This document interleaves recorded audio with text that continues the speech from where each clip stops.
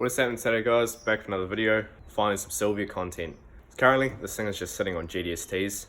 GDSTs in the front, GDSTs on the other side, at the back, and they've just got a space saver there. But yeah, so things are getting caged soon, but a new piece of the puzzle that's going to be happening today. About to go and pick up some new wheels for it. These things look awesome, and I've wanted these for a long time. Also getting these for a massive steal, so it's going to be awesome. So I'll go pick these up, bring them back, show you guys, and then yeah, chuck them on the car and see how it looks. Right, so just pick these up, and here they are. These are my new wheels for the Silvia. These are TBC DKs, the Blink Company DKs. So this one here is the front one. This one is a 18 by 9.5, and that is a 18 by 10.5. Obviously that one's for the rear. They're multi-stud, 4 by 114.3 and 5 by 114.3. So just the Nissan stud pattern. These front ones have evergreen tires on them, some nice and good sticky tires, and these have just got you know, some semi-average ones, because obviously back doesn't matter too much. And here's what they look like on the car. So I've done this side, still got to do the other side, and then I'll roll it outside and see what it looks like in the light. But man, these things fit good. And then in the front, looks like it's going to be good too. This car is so filthy, it needs a much needed clean and a sandblast to get a lot of the rust out. Right, so here it is. All 4 wheels are on now. Got the front bar just sitting on there. Put the rear one on too. This whole kit is going to come off at some point, because yeah, it's very badly put on. There's a bit of rust here, and if I pull this bar off, rear bar, you guys can see all the rust back here. Luckily it's pretty much all surface rust, so we're gonna get this thing to the shop and just sandblast the whole car before it goes and gets the cage. So I'm here at the workshop, sort of started moving stuff in, setting things up. What I'm doing today is I'm going to be raising the front in this and putting the lock diff in it. Apologies for the shit quality. The lighting here sucks, and I'm still only filming on my phone. So I think coming up, I'm gonna need to get some lighting, and I'm actually looking at getting a better camera sometime in the near future. The reason for raising the front of the Ceph and putting a lock diff in is I'm potentially doing a track day sometime in the next month. I was supposed to do it last weekend, but some things came up, wasn't able to get the car ready for that. So that's what I'm doing now. Like I said, just got to raise the front a bit because I'm at full lock. The wheels are rubbing the guards, and obviously need a lock diff for, you know, drifting and shit. It's got an LSD in it, which it's all right when it like when you're going left, but when you go right at one wheels quite often, which is obviously a pain in the ass. Can't drift like that. Chuck the locky in, finish setting up the shop, I guess. Low car problems. I can't get the jack under it, and I don't have any wood or anything to drive up onto it. I do have the old flywheel of the 25. So I'll drive on this so I can get the jack under it. I don't care about the flywheel, as you can see, it's already pretty fucked. There's some big cracks in there. Alright, so show you guys how to do this before, but I'll just go over it briefly again.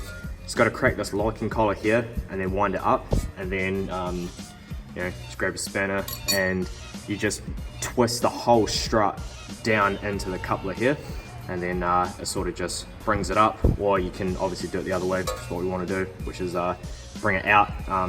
So yeah, we can raise it up a bit. Just rubbing the guards here at full lock, which is not good. Alright, so just put this side up 15 mil. It raised it up a bit, but what I think is actually the problem is that the wheel isn't hitting the guard, it's potentially hitting the adjustee. But if that's the case, the only real way to stop that would be to put in spacers, but I don't have any. Right, so we've put the front up on both sides now. I'm hoping it's sorted the issue, but it may not have, because as I said, it looks like the tyre's potentially hitting the strut just like slightly. So if that's the case, like I said, the only way to really fix that is either get different wheels or to run some spacers, figure out what's what. But now we're gonna do the diff. So I've got this lock diff here. You saw us welding this like a few videos ago. Hasn't been done that well. We did it with the stick welder, so this thing may blow up, but we'll see.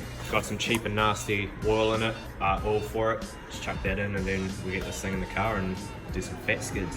Oil in here, just got to chuck the top hat back on. Mace has just jacked it up. Just gonna start taking the diff out. Slap this thing in, should be sweet.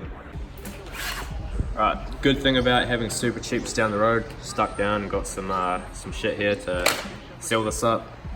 Mace still doing that. I'm resorting to scraping all this crap off with a screwdriver because I don't have a razor blade. Alright, so I've got the LSD out here. While this is out, I'm probably gonna get it shimmed before it goes back in, because it's gonna have to go back in before I go for cert. Just time to chuck this lock in. While I'm working on this piece of shit, Mace is working on this piece of shit. So, gotta do the hard mark balancer and chuck new cam belt on, power steering and AC belt, and it should be good for a skid. So the reason for doing the balancer is that it was super wobbly and tried tightening it and it's done nothing. So I've got Mace has got a new harmonic balancer to chuck on along with all the other crap. Should be good to go.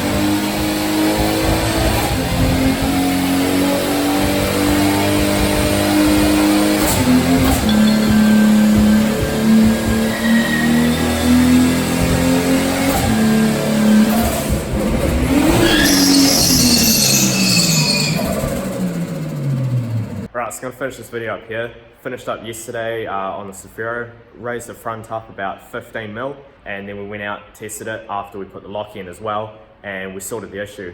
I thought it could have been the wheel hitting the strut, but luckily it was rubbing the guard.